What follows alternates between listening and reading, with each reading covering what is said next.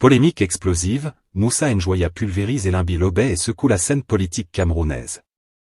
Mes chers abonnés de Kamé News, asseyez-vous bien, parce que ce que vous allez entendre aujourd'hui n'est pas un simple potin de quartier, ce n'est pas une rumeur qu'on se passe à la terrasse du maquis. Non.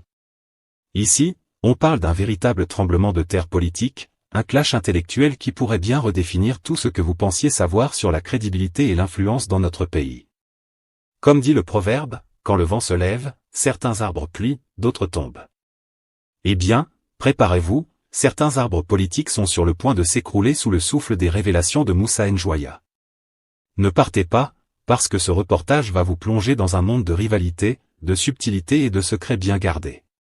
Chaque mot, chaque geste, chaque phrase est un élément du puzzle qui nous dévoile comment un politologue peut, d'un seul trait, remettre en cause la stature politique d'un autre acteur de premier plan. Ce n'est pas juste une sortie médiatique, mes amis, c'est une mise à nu qui laisse des traces. Avant que nous plongions dans le vif du sujet, prenez un instant pour aimer cette vidéo, vous abonner à Kamé News et activer la cloche de notification pour rester toujours à la une. Ici, pas d'actualité édulcorée ou sans saveur. Nous vous servons l'information comme elle est, épicée, piquante, pleine de rebondissements et sans filtre. Alors restez bien avec nous, parce que ce que vous allez entendre n'a rien de banal. Moussa Njoya ne fait pas canaliser la politique, il ouvre les portes des coulisses, dénonce, ridiculise et nous montre la vraie réalité d'un paysage politique où les souvenirs du passé se prennent parfois pour des diplômes d'expertise. Préparez-vous, le choc intellectuel va commencer, et croyez-moi, ça va secouer. Partie 1, Moussa Njoya vs Elimbi Lobet, la scène est prête pour le choc. Mes chers abonnés de Kamé News, installez-vous confortablement, parce que ce que je vais vous raconter là, c'est digne d'un feuilleton politique avec plus de rebondissements qu'un match de foot entre Canon et Tonnerre. Le politologue Moussa Njoya a décidé de sortir les griffes, et son objectif, c'est bien clair, pointer du doigt l'influence réelle ou plutôt l'absence d'influence d'Elimbi Lobet sur la scène politique camerounaise. Et croyez-moi, ça ne rigole pas, parce que cette sortie, ce n'est pas juste un petit commentaire sur Facebook, c'est un coup de tonnerre qui fait trembler les salons feutrés de Yaoundé et les cafés de Douala. Dès le début, Moussa Njoya installe le décor. Il affirme que son confrère se prend pour le parangon de la connaissance politique, comme s'il détenait le manuel secret du pouvoir au Cameroun. Mais attention mes chers abonnés, parce que pour Moussa, cette prétention est vide, comme un panier de manioc qu'on croyait plein et qui s'avère complètement creux quand on soulève le couvercle. Et croyez-moi, ici, ce n'est pas une simple critique, c'est une mise à nu complète de l'image publique d'Elimbi Lobet. Le politologue va plus loin, et là, mes amis, il sort sa formule qui va faire le tour des plateaux télé et des discussions de quartier, Elimbi Lobet est désormais incapable de remplir un kiosque de PMUC, même dans son village à Dibombari. Et oui. Vous avez bien entendu. Dans le vocabulaire de Moussa Njoya, remplir un kiosque de PMUC, c'est l'équivalent de mesurer sa capacité à rassembler, à fédérer, à convaincre. Et selon lui, Elimbi n'en est plus capable. Imaginez la scène, Elimbi qui tente d'organiser une réunion politique, et seules quelques chaises en plastique sont occupées par des voisins curieux venus pour regarder le spectacle. Satire dure, mais tellement vrai. Et ce n'est pas tout. Moussa Njoya critique également l'argumentaire que l'on pourrait qualifier de souvenir glorieux d'Elimbi Lobet. Ce dernier aime rappeler qu'il a été candidat aux élections municipales et qu'il a siégé comme conseiller. Mais pour Moussa, cette expérience passée ne suffit pas pour se prétendre expert politique. C'est un peu comme si un joueur de football amateur se vantait d'avoir marqué un but au lycée et pensait qu'il pouvait maintenant jouer en Ligue des Champions. La satire ici est cinglante, avoir été élu une fois, il y a longtemps, ne garantit pas la capacité à influencer aujourd'hui. Mais Moussa Njoya ne s'arrête pas là. Il insiste sur le fait que depuis qu'Elimbi a quitté le SDF, il y a environ 10 ans, il n'a plus jamais été candidat et encore moins élu à quoi que ce soit. Là, mes chers abonnés, vous comprenez le poids de l'argument, dans la politique camerounaise, ne pas participer à l'arène pendant 10 ans, c'est comme rester hors du marché et ensuite se plaindre que personne ne vous connaît. Cela montre un décalage total entre l'image qu'on veut projeter et la réalité du terrain. Et pour que le tout soit encore plus piquant, Moussa Njoya établit des comparaisons avec d'autres figures politiques. Il cite Pierre Kouemo, l'honorable Monte, et Souaib Lazare, des personnalités qui ont quitté le SDF, ont tenté de nouvelles expériences électorales et sont revenues triomphantes. La leçon implicite ? La politique camerounaise récompense ceux qui osent, qui s'imposent, qui reviennent sur le terrain. Et ceux qui restent dans leur coin à ressasser leurs anciennes gloires, eh bien, ils deviennent vite des figurants de la grande pièce nationale. Ce qui rend cette critique encore plus savoureuse, c'est le ton de Moussa Njoya, pas un ton haineux, pas un ton vulgaire, mais un ton précis, méthodique et satirique à la camerounaise. Il démontre que la politique, ce n'est pas juste l'apparence, ce n'est pas juste parler fort dans les médias. C'est du concret, rassembler des électeurs, marquer le terrain, peser dans les décisions. Et là, Elimbi Lobet, selon lui, est en faillite totale. Mes chers abonnés, vous voyez donc que cette première partie du clash n'est pas un simple règlement de compte. C'est une véritable leçon de politique, elle montre comment on peut utiliser l'analyse, la satire, et un sens aigu de l'observation pour révéler les faiblesses de ceux qui se pensent incontournables. Et elle nous pousse à réfléchir, dans ce pays, qui est vraiment crédible, et qui joue juste à faire du bruit. Alors, dès maintenant, je vous pose la question, dans cette bataille entre anciens souvenirs et influences actuelles, qui, selon vous, détient encore le pouvoir de convaincre? Est-ce que les années passées suffisent pour faire un leader, ou faut-il toujours prouver sa capacité à peser sur le présent? Commentez, parce que sur Kamenews, votre avis compte autant que celui des experts. Partie 2, le clash frontal quand Moussa Njoya transforme Elimbi Lobet en punching ball politique. Mes chers abonnés de Kamenews, accrochez-vous parce qu'ici, ce n'est plus la politique douce avec le langage diplomatique qu'on nous sert d'habitude. Non. Ici, c'est le ring, et Moussa Njoya est monté avec ses gants bien serrés. En face, l'adversaire désigné, c'est Elimbi Lobet. Et autant vous dire que le combat n'a pas été équilibré, c'est comme un poids lourd qui s'acharne sur un banc à mouettes, avec des uppercuts verbaux qui font trembler même les spectateurs assis au fond de la salle. Le politologue Moussa Njoya n'a pas pris de détour, il n'a pas enrobé ses mots de sucre. Non, il est allé droit au but, façon pénalty tiré par Aboubacar Vincent à la CAN. Il dit qu'Elimbi Lobet se prend pour le parangon de la connaissance politique, comme s'il était le « professeur agrégé » de la science du pouvoir. Mais à ses yeux, cette prétention sonne creux. Pour lui, Elimbi Lobet, c'est un homme qui joue au maître d'école avec une craie cassée, beaucoup de bruit, mais rien n'apparaît clairement au tableau. Et là, il sort la punchline qui fait le buzz. Moussa Njoya lâche, je cite, Elimbi est désormais incapable de remplir un kiosque de PMUC, même dans son village à Dibombari. Et, mes frères, ça ce n'est plus une critique, c'est un coup de bazooka rhétorique. Parce que le PMUC, tout le monde connaît au Cameroun. C'est le symbole de la foule, des parieurs collés sur les grilles, des discussions animées. Dire qu'Elimbi ne peut même pas remplir un kiosque, c'est comme dire qu'il n'a plus de clientèle politique, plus de fans, même pas assez de supporters pour remplir une table de Ngoa au quartier. Cette image est tellement forte qu'elle a fait le tour des réseaux sociaux. Vous imaginez Elimbi en train d'organiser un meeting, et seules 3 chaises en plastique sont occupées par des cousins venus par curiosité. C'est exactement ce que veut insinuer Moussa Njoya, un déclin total de l'influence. Satire dure, mais satire qui frappe. Parce que dans notre contexte, l'influence politique se mesure par la capacité à rassembler, à faire vibrer les foules. Si on te dit que tu ne peux même pas remplir un kiosque de PMUC, c'est que ton capital politique est tombé plus bas que le prix du cacao quand les intermédiaires passent au village. Mais Moussa ne s'est pas arrêté à la petite blague. Non, il a enfoncé le clou. Il accuse Elimbi de parler trop, de s'autoproclamer analyste incontournable, alors qu'en réalité, il ne pèse rien dans les décisions. Pour lui, Elimbi, c'est un peu comme ce spectateur bruyant au stade qui croit que ses cris influencent le coach, alors qu'en vérité, personne dans l'équipe ne l'écoute. Ce genre de pique, mes frères, c'est ce qui transforme un débat politique en feuilleton digne de Nollywood. Et il faut le dire, Moussa Njoya ne parle pas seulement à Elimbi, il parle aussi à l'opinion publique. Parce qu'en ridiculisant son confrère, il veut envoyer un message clair, la politique n'est pas un concours de bavardage, c'est un test de popularité réelle, un rapport de force concret. Autrement dit, si tu n'as pas les preuves de ta représentativité sur le terrain, tu n'es qu'un commentateur de plus, perdu dans la foule des bavards de Facebook. Ce clash, mes chers abonnés, révèle aussi une autre réalité camerounaise. Chez nous, la scène politique ressemble parfois à un marché de Mbopi un samedi matin.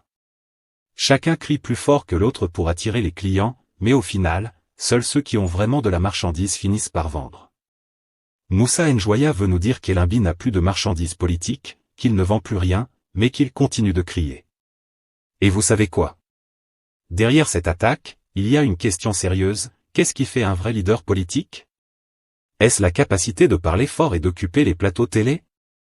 Ou bien est-ce la capacité de convaincre, d'avoir des partisans fidèles, de remplir des salles et de peser dans les urnes? La satire ici, c'est que Moussa renvoie Elimbi à l'image d'un ancien champion du quartier, qui, aujourd'hui, ne fait que raconter ses exploits passés au carrefour, pendant que les jeunes d'aujourd'hui marquent leur propre but. Alors chers abonnés, dites-moi en commentaire, est-ce que Moussa Njoya a raison de dire qu'Elimbi Lobet est fini politiquement, incapable de rassembler même 10 personnes autour de lui? Ou bien est-ce simplement une jalousie entre intellectuels qui veulent chacun tirer la couverture sur eux? Nous, on vous sert l'actualité pimentée, à vous de juger le vrai goût. Partie 3, Elimbi Lobet, candidat éternel, mais sans élection. Mes chers abonnés de Kame News, asseyez-vous bien, attachez vos ceintures, parce qu'ici nous entrons dans la zone la plus croustillante de ce clash intellectuel. Parce que Moussa Njoya, dans sa sortie, ne s'est pas contenté de critiquer Elimbi Lobet sur son ego politique. Non. Il a ouvert la boîte noire du CV politique de son confrère, et croyez-moi, ce qu'on y trouve ressemble à ces vieux bulletins scolaires qu'on exhibe fièrement à chaque fête de famille, même quand ça date du temps où l'on portait encore les culottes courtes. Elimbi Lobet, selon son détracteur, brandit fièrement son passé de conseiller municipal, comme si c'était la médaille d'or des Jeux Olympiques de la politique camerounaise. Oui mes frères, il rappelle à tout moment qu'il a été candidat au municipal, qu'il a siégé comme conseiller. Mais Moussa Njoya rigole, pour lui, ce n'est pas un diplôme de Harvard qu'on doit encadrer au salon. C'est une petite ligne de CV que tout politicien de quartier peut avoir s'il est bien coopté sur une liste de partis. Et là, l'attaque devient encore plus piquante. Le politologue dit clairement que cette expérience d'Elimbi Lobet ne vaut pas plus que celle du dernier kidam de nos quartiers. Imaginez un peu la comparaison. C'est comme dire qu'un chauffeur de moto qui a une fois traversé le pont du Wouri peut s'autoproclamer pilote d'Airbus. Satire dure mais efficace. Parce que selon lui, Elimbi a été mis sur une liste du SDF juste pour la représentativité sociologique, un peu comme on met du piment dans le ndolé, ça relève le goût, mais ça ne nourrit pas vraiment. Mais le clou du spectacle, c'est quand Moussa Njoya rappelle que depuis son départ du SDF, il y a près de 10 ans, Elimbi Lobet n'a plus jamais été candidat à rien du tout. Ni municipal, ni législative, ni même chef de quartier. Rien, nada, le désert électoral. Vous voyez le problème? C'est comme un footballeur qui arrête de jouer depuis 10 saisons, mais qui continue de donner des conférences pour expliquer aux jeunes comment marquer des buts, alors que lui-même ne peut plus lever la jambe sans se coincer le genou. Et pourtant, au Cameroun, beaucoup de politiciens vivent dans ce paradoxe. Ils sont sortis de l'arène depuis longtemps, mais ils parlent encore comme s'ils étaient les stratèges incontournables. Ils font des plateaux télé, ils enflamment les réseaux sociaux, mais quand arrive le jour des élections, on ne voit même pas leur nom sur la liste. C'est un peu comme ces chanteurs de Makossa qui font le tour des cabarets avec leurs vieilles chansons des années 80, sans jamais sortir un nouveau tube. Les fans les applaudissent par nostalgie, mais la nouvelle génération ne connaît même pas leur visage. Et Moussa Njoya, pour donner plus de poids à ses critiques, sort les exemples qui frappent. Il dit, regardez Pierre Kouemo, regardez Monte, regardez Souab Lazare. Ces gens-là ont quitté le SDF, ils ont changé de camp, ils sont allés tester leur popularité et ils ont été réélus. En gros, ils ont prouvé qu'ils n'étaient pas seulement des figurants, mais des acteurs capables de jouer un rôle principal sur la scène nationale. Alors qu'Elimbi, toujours selon son confrère, est resté dans les coulisses à commenter les pièces de théâtre sans jamais remonter sur scène. Et c'est là que la satire atteint son sommet. Parce qu'en vérité, le débat soulevé par Moussa Njoya, c'est un débat sur ce qu'on appelle la légitimité politique. Peut-on se contenter de rappeler ses exploits d'hier, ou bien faut-il prouver, encore et encore, sa capacité à convaincre le peuple aujourd'hui? Parce que si c'est seulement l'expérience passée qui compte, alors même nos grands-pères qui ont été chefs de bloc dans les années 70 devraient revenir nous expliquer comment gouverner le Cameroun en 2025. Le plus amusant et en même temps le plus sérieux, c'est que cette critique de Moussa Njoya résonne au-delà du cas Elimbi Lobet. Elle interpelle tout le système. Combien de nos hommes politiques se maintiennent dans le débat public uniquement grâce à des souvenirs? Combien d'entre eux se cachent derrière leur titre d'hier, sans jamais affronter le verdict des urnes aujourd'hui? La satire, ici, c'est que notre politique ressemble parfois à un vieux concours de récitation, les mêmes têtes, les mêmes versets, les mêmes refrains, récités encore et encore, sans apporter quelque chose de neuf au peuple. Alors mes chers abonnés, je vous pose la question, est-ce qu'on doit encore accorder du crédit à ceux qui n'ont pas osé retenter leur chance dans l'arène électorale? Ou bien faut-il dire, comme Moussa Njoya, que ceux-là ne sont que des figurants qui se prennent pour des vedettes? Vos avis comptent, parce que c'est vous le jury final dans cette pièce de théâtre qu'on appelle la politique camerounaise. Partie 4, le débat sur la légitimité politique entre vieux diplômes et nouvelle crédibilité. Mes chers téléspectateurs de Camé News, asseyons-nous bien et parlons franchement, parce que ce que Moussa Njoya vient de mettre sur la table, ce n'est plus seulement une affaire de clash personnel. Non, c'est tout un débat national sur la légitimité politique au Cameroun. Et quand on parle de légitimité chez nous, c'est un peu comme les concours de danse bikutsi dans les kermesses, tout le monde lève la main pour dire « je connais les pas », mais quand le DJ met le vrai son, seuls 2 ou 3 savent réellement bouger les reins jusqu'au bout. Ce que Moussa Njoya veut dire, en termes clairs, c'est que dans la politique camerounaise, tu ne deviens pas un poids lourd parce que tu as été conseiller municipal il y a 15 ans. Non. La politique ici, c'est comme le championnat MTN Lituane, tu dois être régulier, marquer des buts tous les week-ends, sinon ton nom disparaît, et même tes voisins t'oublient.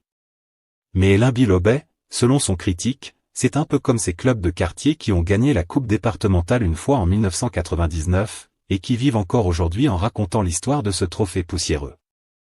Regardons autour de nous, mes chers abonnés, combien de fois avons-nous vu des anciens grands noms de la scène politique, qui étaient applaudis hier, finir dans un silence de cathédrale parce qu'ils n'ont pas su se renouveler? La politique au Cameroun est cruelle.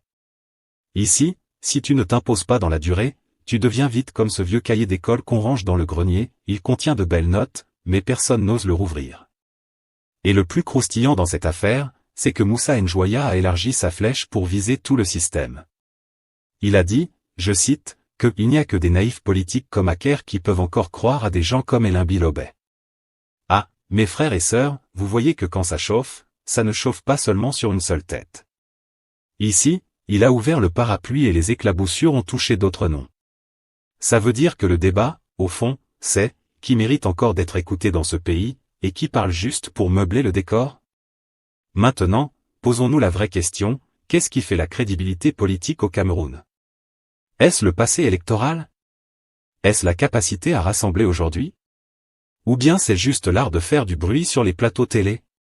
Parce que si c'est seulement le vacarme médiatique, alors beaucoup de nos politiciens devraient être déjà promus au rang de « digi politique », capables d'animer les foules avec des slogans, mais incapables de gagner une élection, même dans leur village natal.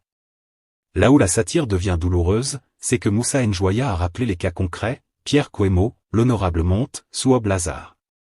Ces gens-là ont quitté le SDF, ils ont pris d'autres bannières, ils sont revenus dans l'arène et ont prouvé qu'ils pouvaient encore séduire les électeurs. En langage simple, ils ont quitté le banc de touche pour revenir marquer des buts. Mais Elimbi, selon son confrère, est resté dans les gradins, avec le micro, pour commenter le match, sans jamais rechausser les crampons. Mais attention cette discussion dépasse le cas d'Alain Bilobet. Elle soulève la grande faiblesse de notre démocratie, nous avons une scène politique où certains vivent sur les souvenirs du passé, pendant que d'autres s'imposent par la longévité sans rien renouveler. C'est comme un marché où les vieux commerçants refusent de céder leur place, et les jeunes vendeurs viennent avec des produits nouveaux mais sans capital. Résultat, les clients c'est-à-dire nous, le peuple repartons souvent avec des marchandises qui ne valent pas le prix payé. Alors chers abonnés, Moussa Njoya a raison sur un point, il faut redéfinir ce que veut dire être crédible dans ce pays. Parce qu'on ne peut pas continuer à applaudir des acteurs politiques qui n'ont plus de base électorale, ni encourager ceux qui ne vivent que de leur passé glorieux. Mais en même temps, il faut aussi se demander, qui donne le droit à Moussa Njoya de distribuer les certificats de crédibilité? Est-ce parce qu'il est politologue qu'il devient le gardien du temple politique? Ou bien lui aussi, il joue sa propre carte dans ce jeu où chaque parole devient une arme électorale? Au final, la vraie leçon à retenir, c'est que la politique camerounaise est comme une scène de théâtre. Il y a des acteurs principaux, des figurants, et parfois même des clowns qui détendent la salle.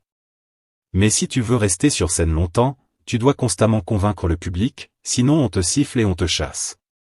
Moussa Njoya, par sa sortie, nous rappelle que le public camerounais, c'est-à-dire nous tous, doit être plus exigeant sur ceux qui prétendent parler en notre nom. Mes chers téléspectateurs, dites-moi dans les commentaires, entre Alain Bilobet et Moussa Njoya, qui selon vous a le plus de crédibilité? Est-ce que l'expérience du passé suffit à légitimer quelqu'un, ou bien faut-il des preuves fraîches et actuelles de sa capacité à peser?